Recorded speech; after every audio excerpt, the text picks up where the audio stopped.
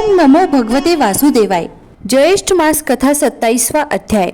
सावित्री सत्यवान की आगे की कथा। ऋषि लोग बोले कि हे स्कंद जी, दुख शोक और भय से आक्रांत एकाकी वन में स्थित उस असहाय पतिव्रता मनस्वी ने क्या किया। स्कंद जी बोले कि हे ऋषियों, सावित्री को पतिव्रता जानकर धर्मराज स्वयं आए।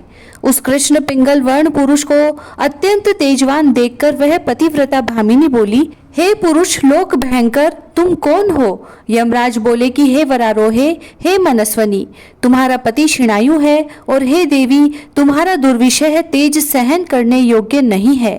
हे महाभागे, यह जानकर मैं स्वयं आया हूँ। यह उस वरारोहा सावित्री से कहकर उस महात्मा सत्यवान की देह से अंगुष्ठ मात्र पुरुष को पाश से खूब गाढ़ा बांधकर वेग से खींचा और उसे लेकर यमराज अपनी यमपुरी को चल दिया। तत्पश्चात अपने पति की आत्मा के पीछे पीछे सावित्री भी चली।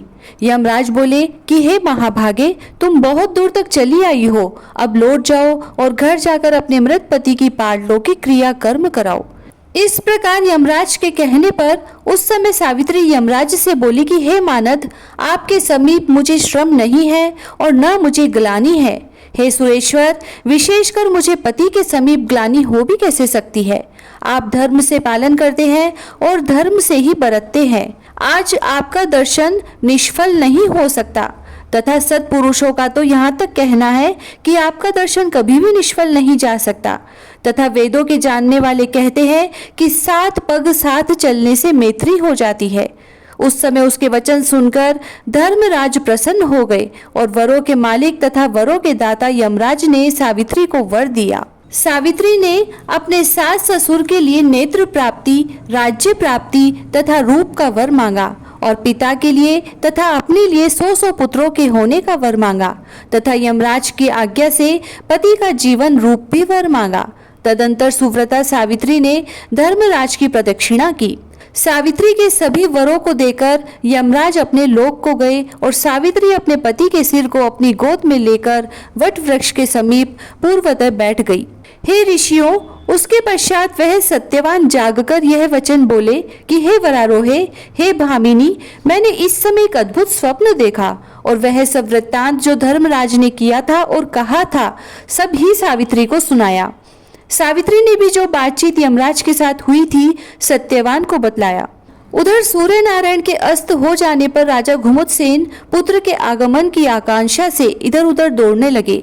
राजा घुमुदसेन पुत्र के आगमन की आकांक्षा से एक आश्रम से दूसरे आश्रम को जाते और न मिलने पर विलाप करने लगे कि हम दोनों अंधों की लकड़ी के समान वह सत्यवान बिना हम दोनों के कहाँ चला गया। इस प्रकार सपत्नीक वह राजा विलाप करता हुआ दुख से संतप्त होकर बारंबार हे पुत्र कहकर पुकारने लगा। हे ब्राह्मणों, इस प्रकार अकस्माते राजा घुमुदसेन के नेत्र खुल गए। यह परम आश्चर्य देखकर आश्रमवासी तपस्वियों ने शांति पूर्वक वचन कहे कि हे महाराज, हे महामते, इन नेत्रों के खुलने से यह सूचित होता है कि आपके पुत्र के साथ संयोग अवश्य होगा। स्कंद जी कहने लगे कि हे ब्राह्मणों, जब तक तपस्वी लोग यह बात कर ही रहे थे उसी समय सत्यवान ने समस्त द्विजों को नमस्कार कर माता पिता को नमस्कार किया। तदंतर उस कमलेक्षणा सावित्री ने आकर सास ससुर के चरणों में नमस्कार किया। मुनि लोग कहने लगे कि हे सावित्री, हे वरानने, तुम वृद्ध ससुर के नेत्र प्राप्ति का कारण जानती हो क्या। सावित्री बोली कि हे मुनि श्रेष्ठ, मैं नेत्र प्राप्ति का कारण कुछ नहीं जानती, किंतु मेरे पति देर तक सोते रहे, इस कारण देर हो गई।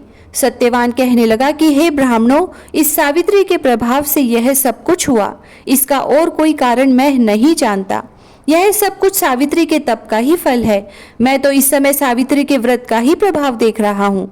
स्कंद जी कहने लगे कि इस प्रकार सत्यवान के साथ बात हो ही रही थी कि इतने में राजा घुमुदसेन के पूर्ववासी लोगों ने आकर कहा कि हे राजन, आपका शत्रु राजा मारा गया। जिस क्रूर मंत्री के द्वारा आपका राज्य हरण किया गया था वह मंत्री भी मारा गया।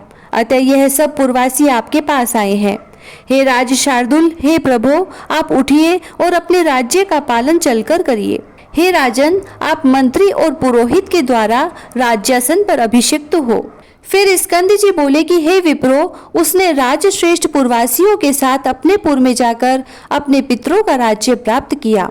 सावित्री और सत्यवान दोनों परम आनंद के भागी हुए। उनके बहुत शक्तिशाली 100 पुत्र उत्पन्न हुए तथा व्रत के प्रभाव से सावित्री के पिता अश्वपति के भी यमराज की कृपा से 100 पुत्र हुए।